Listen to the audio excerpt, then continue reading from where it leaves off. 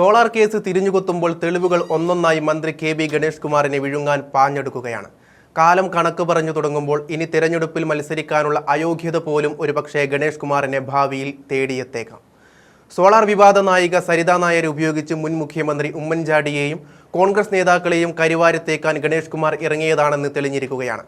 കോടതിയിൽ ഇത് സംബന്ധിച്ച തെളിവുകൾ നൽകുകയും അത് കോടതി സ്വീകരിക്കുകയും ചെയ്തതോടെയാണ് കാര്യങ്ങൾ ഗണേഷ് കുമാറിന്റെ കൈവിട്ടു പോയതെന്ന് കാണാൻ സാധിക്കും. ഉമ്മൻചാണ്ടിക്കും കോൺഗ്രസ് നേതാക്കൾക്കുമെതിരെ ലൈംഗികാരോപണം ഉന്നയിച്ചുള്ള 4 പേജ് കത്ത് ഗണേഷ് കുമാറിന്റെ നിർദ്ദേശപ്രകാരം എഴുതി സോളാർ കേസ് പ്രതിക്ക് കൈമാറിയത് ശരണ്യ മനോജ് എന്ന മൊഴിയും ഇപ്പോൾ പുറത്തുവരുന്നുണ്ട്. ഈ കേസിൽ സോളാർ വിവാദ നായികയും മൊഴി മാറ്റുമ്പോൾ ഗണേഷ് കുമാറിന് കുരുക്കുകൾ മുറുകുകയാണ്. കത്ത് മന്ത്രി ഗണേഷ് കുമാർ പറഞ്ഞതുപോലെ എഴുതിയ കത്ത് ജയിലിൽ കഴിഞ്ഞിരുന്ന സോളാർ കേസ് പ്രതിക്ക് കൈമാറുകയും പിന്നീട് ഈ കത്ത് സോളാർ കേസ് പ്രതി തന്നെ തന്റെ കൈപ്പടയിൽ എഴുതി പുറത്തു വിടുകയുമായിരുന്നുവെന്നാണ് തെളിഞ്ഞിരിക്കുന്നത്. പ്രതിയുടെ അഭിഭാഷകനായിരുന്ന Feni Balakrishnan Kottarakkara judicial first class magistrate കോടതിയിലാണ് ഇത് സംബന്ധിച്ച മൊഴി നൽകിയിരിക്കുന്നത്. സോളാർ കേസ് പ്രതിയുടെ കത്തിൽ ഉമ്മൻചാണ്ടിയുടെയും കോൺഗ്രസ് നേതാക്കളുടെയും പേര് എഴുതി ചേർത്തെന്ന കേസിൽ ഗണേഷ് കുമാർ നേരിൽ കണ്ട് സഹായം അഭ്യർത്ഥിച്ചെന്നും ഫെനി മൊഴി നൽകുന്നുണ്ട്. 2015 ഏപ്രിൽ MC റോഡിൽ ഏനാത്തിനും കൊട്ടാരക്കരയ്ക്കും ഇടയിലായിരുന്നു ഗണേഷ് കുമാറുമായുള്ള കൂടിക്കാഴ്ച നടന്നത്. ഗണേഷ് കുമാറിന്റെ PA പ്രദീപ് കുമാറാണ് തന്നെ വിളിച്ചു വരുത്തിയത്.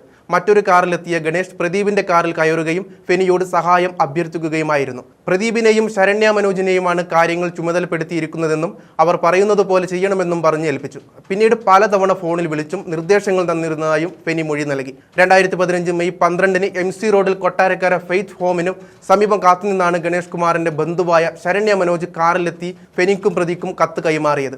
4 പേജുള്ള കത്തിൽ മുൻ മുഖ്യമന്ത്രി ഉമ്മൻചാണ്ടി സോളാർ കേസ് പ്രതിയെ ക്ലിഫ് ഹൗസിൽ പീഡിപ്പിച്ചെന്നും KC വേണുഗോപാൽ, അടൂർ പ്രകാശ്, AP അനിൽകുമാർ, ഹൈബീഡൻ എന്നിവർ പല സ്ഥലങ്ങളിൽ പീഡിപ്പിച്ചെന്നും എഴുതിയിരുന്നു.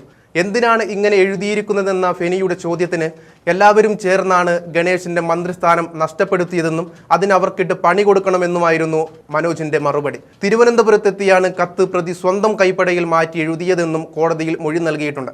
2013 ജൂലൈ 19 തയ്യാറാക്കി ജൂലൈ 27 പത്തനംതിട്ട ജയിലിൽ ഫെനിക്ക് പ്രതി കൈമാറിയ കത്തിന് 21 പേജാണ് ഉണ്ടായിരുന്നതെന്നും എന്നാൽ സോളാർ കമ്മീഷൻ നൽകിയത് 25 പേജുള്ള വ്യാജ കത്താണെന്നും ഫെനി ബാലകൃഷ്ണൻ മൊഴിയിൽ പറഞ്ഞിരുന്നു. സോളാർ പ്രതി ജയിലിൽ നിന്നെഴുതിയ കത്തിൽ ഉമ്മൻചാണ്ടിയെ അപകീർത്തിപ്പെടുത്താൻ ഗൂഢാലോചന നടത്തി 4 പേജ് അധികമായി എഴുതി ചേർത്തെന്നാരോപിച്ച് അഭിഭാഷകൻ സുധീർ ജേക്കബ് നൽകിയ കേസിലാണ് ഇപ്പോൾ വിചാരണ നടക്കുന്നത്. ഈ കേസിൽ സോളാർ പ്രതിയും കെ.ബി. ഗണേഷ് കുമാറും 1ഉം 2ഉം പ്രതികളാണ്. അതേസമയം തെരഞ്ഞെടുപ്പ് കാലത്ത് സോളാർ കേസ് ഗണേഷ് കുമാറിന് കുരുക്കായി മാറുകയാണ്. കേസിൽ വിചാരണ തിരഞ്ഞെടുപ്പ് കഴിയും വരെ മാറ്റിവെക്കണമെന്ന് ഗണേഷ് കുമാർ കോടതിയിൽ അപേക്ഷ നൽകിയിട്ടുണ്ട്. പ്രതിക്ക് വിചാരണ നടത്താൻ സമയവും സൗകര്യവും നൽകാൻ കോടതിക്ക് സാധിക്കില്ലെന്നിരിക്കെ തിരഞ്ഞെടുപ്പിന് മുൻപ് കേസ് വീണ്ടും ശക്തമാകുമ്പോൾ മന്ത്രിക്കുപ്പായം പോലും അവതാളത്തിലായിരിക്കുകയാണ്.